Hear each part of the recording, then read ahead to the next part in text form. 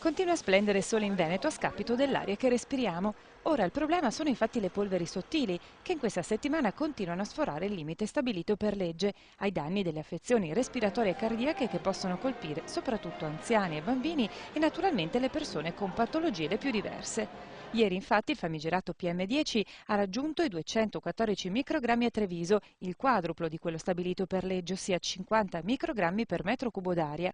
Nella stessa giornata la quantità di polveri sottili registrata a Padova è stata di 200 microgrammi, a Venezia 180, a Vicenza 134, a Verona 120 e a Rovigo 104.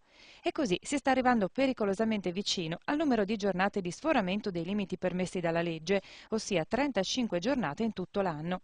Da gennaio 2011 infatti le giornate di superamento sono state 26 a Padova, 24 a Vicenza, 21 a Verona e Treviso e 20 a Rovigo. E siamo solo all'inizio dell'anno.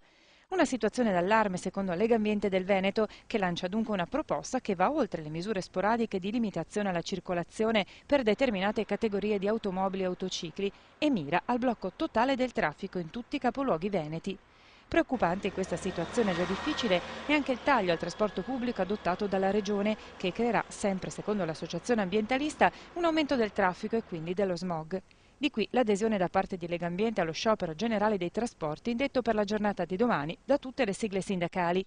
Per correre ai ripari, intanto, l'associazione dà alcuni consigli per la salute di tutti. Innanzitutto non rimanere molto tempo all'aperto se ci si trova in zone particolarmente trafficate e naturalmente non svolgere proprio in queste zone attività fisiche che comportino iperventilazione.